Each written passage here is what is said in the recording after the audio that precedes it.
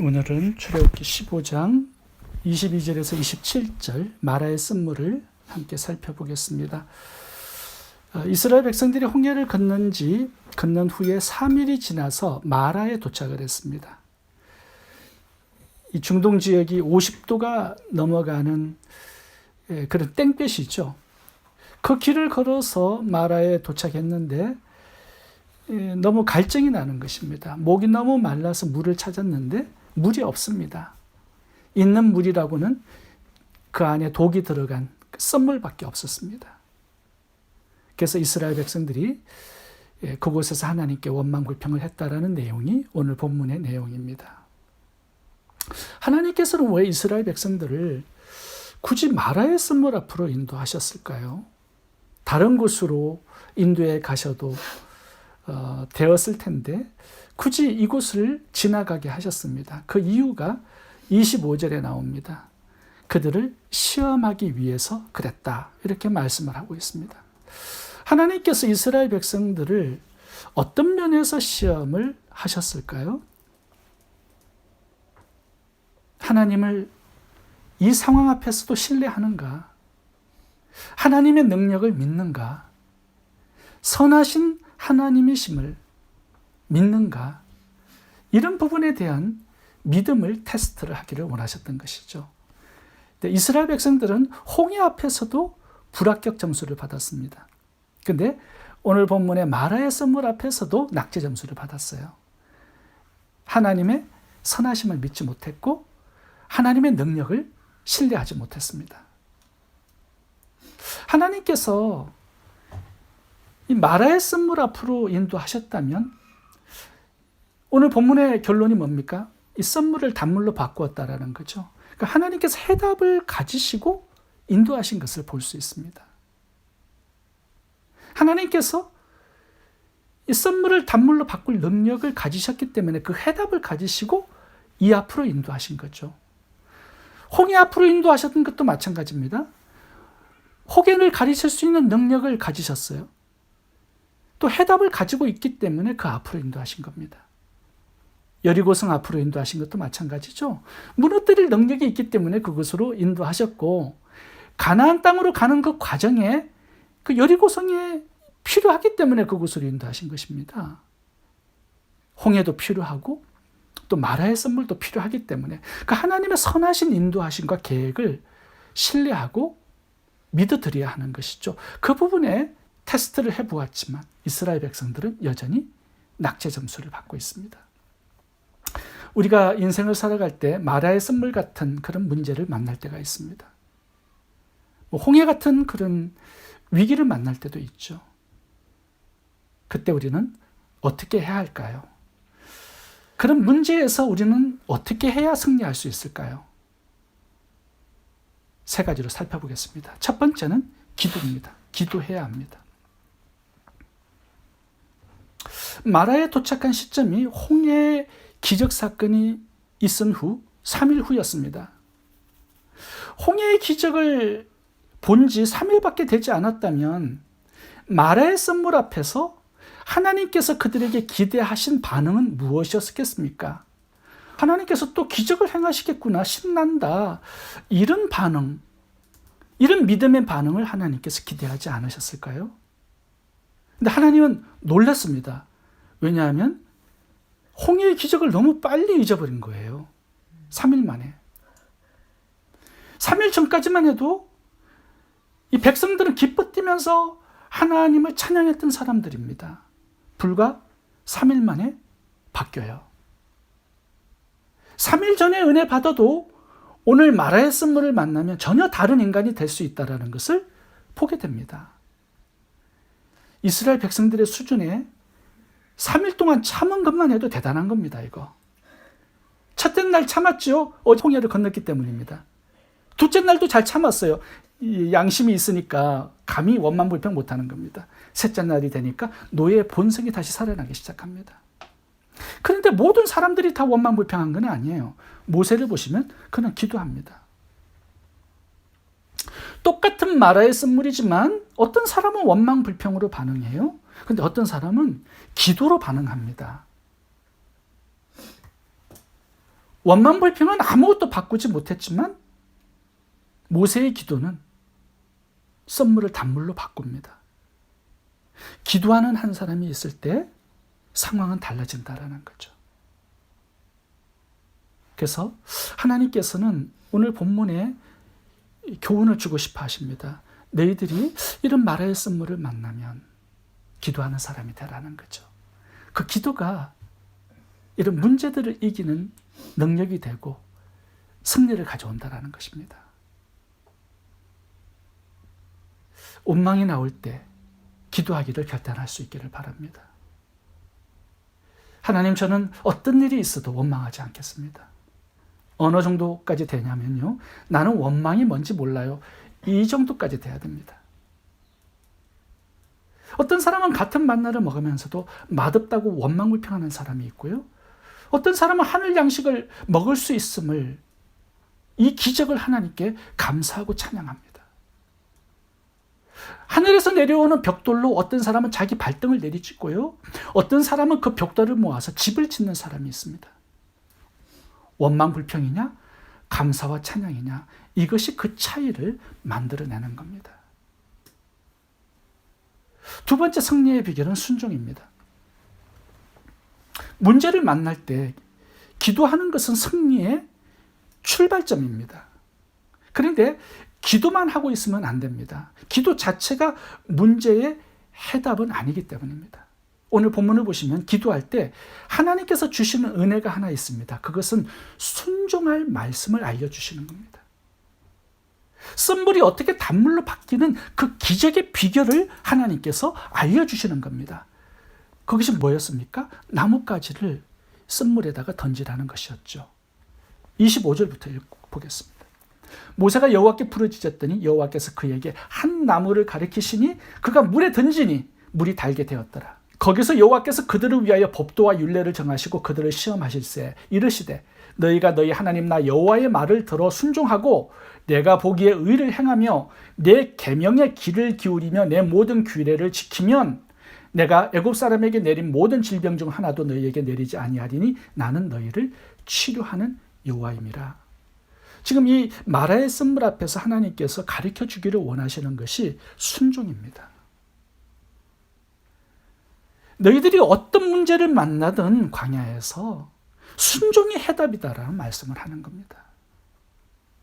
하나님의 말씀을 순종할 때 하나님은 그 순종을 통하여서 나타나시고 능력을 보여주시고 기적을 행할 수 있다라는 말씀을 하는 거예요. 그래서 나는 너희를 치료하는 여호라 말씀하시면서 순종이 있을 때 그렇게 너희들이 나를 치료하는 여호와, 능력을 행하시는 여호와, 기적을 행하시는 여호와로 너희들이 경험하게 된다는 말씀을 주고 있습니다. 하나님은 변하지 않으시죠. 영원하신 하나님이세요. 치료의 하나님이십니다. 근데 언제 치료의 하나님으로 내가 경험할 수 있느냐? 내가 순종할 때 그렇게 되는 거예요. 우리가 출애굽기 1장부터 지금 15장까지 왔습니다. 애굽의 10가지 재앙도 우리가 보았고요, 홍해의 기적도 우리가 보았습니다. 그런데 중요한 것이 뭐냐면요, 하나님의 기적을 한번 살펴보세요. 한 가지 뚜렷한 공통점이 있습니다. 그게 뭐냐면 하나님은 기적을 혼자서 독단적으로 행하시지 않습니다. 순종할 말씀을 가르쳐 주시고 하나님의 기적에 우리를 동참시키십니다. 무엇으로? 순종함으로. 그렇게 순종할 때 하나님의 능력이 그 순종을 통해서 드러나고 나타납니다. 그렇게 하심으로 우리에게 한 가지를 가르쳐 주십니다. 말씀에 대한 순종이 얼마나 큰 능력을 가져오는지, 얼마나 큰 하나님의 기적을 이 땅에 행하게 하는지, 우리가 그 통로가 된다라는 말씀을 하고 있는 것입니다. 오늘 본문도 봐보세요. 하나님이 직접 썬물을 단물로 바꿔주지 않았습니다. 모세를 시키시죠? 나무를 지적하시고 그 나무를 썬물에 던지라 명령을 합니다. 모세가 이렇게 순종하자 그 순종을 통해서 하나님이 나타나세요. 하나님의 능력과 기적이 드러나세요. 왜 우리에게는 하나님의 이런 기적과 능력이 나타나지 않는 것입니까? 왜 하나님은 우리에게는 치료의 하나님이 되어주시지 않는 것입니까? 무엇이 부족하나요? 순종이죠. 순종. 10가지 애굽의 재앙들도 봐보세요. 하나님이 모세에게 이런저런 명령을 내리십니다. 모세가 순종하니까 나일강이 피로 변하고 깨구리가 나오고 파리, 이 온역, 독종, 메뚜기 재앙들이 차례차례 나타납니다. 홍해도 마찬가지죠. 백성들을 향하여 나가게 하라 명령을 주셨고 지팡이를 홍해를 향하여서 덜어서 물이 갈라지게 하라는 명령을 주십니다. 모세가 그대로 순종했을 때, 백성들이 그대로 순종했을 때 홍해를 가르는 하나님의 이 능력과 기적이 거기에서 드러나고 나타나고 행하여진 것입니다. 오늘 본문에 하나님의 명령을 봐보세요. 나무를 던지라는 겁니다. 이게 참 우스운 명령이에요. 너무 어리석게 보이는 명령입니다. 근데 이성으로, 경험으로, 과학으로 도저히 납득하기 어려운 명령이에요. 어떻게 나무를 던진다고 물이 쓴물에서 갑자기 단물로 바뀔 수 있겠습니까? 어떻게 여리고성이 13바퀴를 돈다고 어떻게 무너질 수 있겠습니까? 그래서 순종이 어려운 것이고요. 하나님의 능력을 경험하는 것도 그래서 어려운 것입니다. 나의 이성과 지성과 상식과 과학을 믿을 것이냐? 아니면 어리석게 보이더라도 하나님의 말씀을 믿을 것이냐? 여러분, 교만한 사람은 절대로 순종하기 어렵습니다. 겸손한 자만이 하나님의 능력을 경험하게 되고 치료의 하나님을 나의 하나님으로 맛보게 되는 것입니다. 예수님의 피를 먹고 마시라. 그러면 너의 죄사함을 받고 영생을 얻을 것이다. 너무 어리석게 들리는 하나님의 말씀입니다. 나무 막대기 같이 무가치하게 느껴지는 하나님의 말씀. 그래도 순종할 수 있느냐? 너희들의 자아를 내려놓고 고집을 내려놓고 이성과 상식을 내려놓고 하나님의 말씀을 붙들고 순종해 보라는 것입니다. 그럴 때 너희들의 문제가 해결될 것이다. 그 교훈을 오늘 본문을 통해서 우리들에게 주고 있는 것입니다. 세 번째 승리의 비결은 바라봄입니다. 27절을 보시면 이해되지 않는 구절이 하나 있습니다. 그들이 엘림에 이르니 거기 물샘 12과 종려 70주가 있는지라 거기서 그들이 그 물 곁에 장막을 치니라. 지금 마라에 대한 이야기를 하시면서 마라의 쓴물로 이 본문이 끝나는 게 아니라 엘림으로 본문이 끝납니다. 26절까지 마라가 나오고 마지막 27절 결론에는 갑자기 엘림이 튀어나와요. 그리고 본문이 끝납니다. 그러니까 하나님의 원래 경로, 최종 목적지가 어디냐 하면 엘림이었다라는 거예요. 여기가 하나님께서 백성들을 인도하기를 원하셨던 최종 목적지입니다. 엘림이 어떤 곳입니까? 물샘 12이 있어요. 종려나무 70그루가 있는 오아시스입니다. 그러니까 말하는 하나님의 목적지가 아니에요. 거쳐가는 경로입니다. 과정입니다. 최종 목적지는 엘림이었는데 이스라엘 백성들이 그걸 못 본 거예요. 마라가 최종 목적지, 종착점인 줄 알고 있었습니다. 그러니까 원만 불평이 나오는 거죠. 엘림을 못 보니까 오아시스를. 근데 하나님은 지금 엘림을 보시고 오아시스를 보시고 백성들을 인도하고 가고 있는 것입니다. 만약에 이스라엘 백성들이 하나님께서 목적하셨던 목적지 엘림, 하나님께서 바라보셨던 그 목적지를 함께 바라보았다면 그들은 엘림에서 찬양하고 감사하고 아마 축제가 벌어졌을 거예요. 또 하나님께서 기적을 행하실 수 있다라고 믿기 때문에 이 하나님의 코스를 바라보지 못했습니다. 이스라엘 백성들의 가슴 속에는 마라가 끝이었습니다. 하나님, 홍해에서 건져냈다면 마라가 뭡니까? 여기서 내 인생이 끝나는 것인가요? 원망하는 것입니다. 엘림도 하나님의 최종 목적지는 아니었죠. 과정이었죠. 최종 목적지는 젖과 꿀이 흐르는 가나안 땅이었습니다. 여러분, 우리 인생이 마찬가지입니다. 우리가 하나님과 함께 엘림을 보지 못하면 이스라엘 백성들처럼 원망불평하게 되어 있습니다. 왜냐하면 거기가 나의 끝 종착점이라고 생각을 하기 때문이죠. 제가 지난주 설교에 신앙의 싸움이 시선의 싸움이라고 말씀드렸습니다. 무엇을 보느냐의 싸움에 이 성패가 달려 있습니다. 이스라엘 백성들처럼 홍해만 보고 마라의 쓴물만 보면 패배합니다. 그러나 하나님과 함께 바다 밑에 길을 보고 엘림을 보고 젖과 꿀이 흐르는 가나안 땅의 기업을 보고 천국의 영광을 보는 자는요, 승리하게 되는 것입니다. 그러니까 시선의 싸움이에요. 어디를 볼 수 있느냐. 27절을 보니까 엘림을 소개하면서 물샘 12, 종려나무 70그루, 이 사막의 오아시스, 충분한 휴식이 있는 곳. 하나님은 좋으신 하나님이십니다. 우리가 그걸 잊지 말아야 합니다. 그러니까 우리를 어느 곳에 인도하시든지, 그것이 홍해든지 마라의 썬물이든지 여리고성 앞이든지, 하나님의 선하심을 믿는 자는 늘 감사하고 찬양할 수 있는 거죠. 기도할 수 있는 거죠. 이 마라에서 엘림까지의 거리를 제가 인터넷에서 보니까 7마일이더라고요. 7마일. 7마일은 먼 거리가 아닙니다. 그러니까 마라 옆에 엘림이 있었던 거예요. 걸어가면 3시간이라고 나와 있습니다. 이스라엘 백성들이 3시간 후에 일어날 일을 보지 못했어요. 그러니까 원망불평하는 겁니다. 홍해에서도 마찬가지죠. 몇 시간 뒤에 홍해가 갈라질 거 못 본 거예요. 그러니까 원망불평하는 거죠.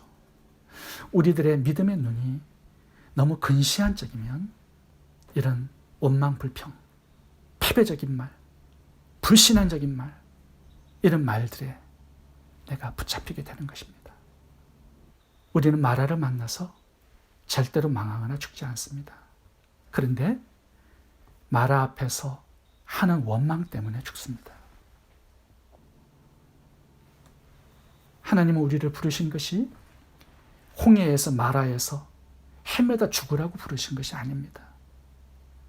그곳에서 하나님의 능력과 기적을 경험하고 더욱더 우리의 믿음이 성장하여서 하나님의 큰 사명을 감당하는 그런 사역자들로 우리가 나타나기를 원하시는 거죠. 오늘 본문의 인도하심도 마찬가지입니다. 12샘물과 70그루의 종려나무, 이 풍성한 오아시스를 주시려고 그들을 인도하신 것이었습니다. 그 과정에 홍해가 있고 마라도 있었던 것이죠. 우리가 마라를 만날 때 엘림을 바라보는 믿음의 눈이 있어야 합니다. 가정과 사업과 인생의 어려움을 만날 때 원망하지 않고 기도하는 사람이 될 수 있기 바랍니다. 하나님의 말씀에 순종하는 사람들이 될 수 있기 바랍니다. 그리고 하나님께서 바라보시는 엘림과 가나안 땅을 나도 함께 믿음의 눈으로 바라볼 수 있기를 바랍니다. 그것이 승리의 비결입니다. 기도하겠습니다. 좋으신 하나님, 마라의 쓴물 같은 광야를 지나고 있지만 하나님이 예비하신 엘림을 바라보고 한 걸음 한 걸음 믿음의 길을 걷게 해 주옵소서. 우리 각자에게 주신 말씀에 순종하고 우리의 가정, 사업, 고통, 문제들을 치료하시는 여호와 라파의 하나님을 경험하는 저희들의 삶이 되게 인도해 주옵소서. 예수님 이름으로 기도합니다. 아멘.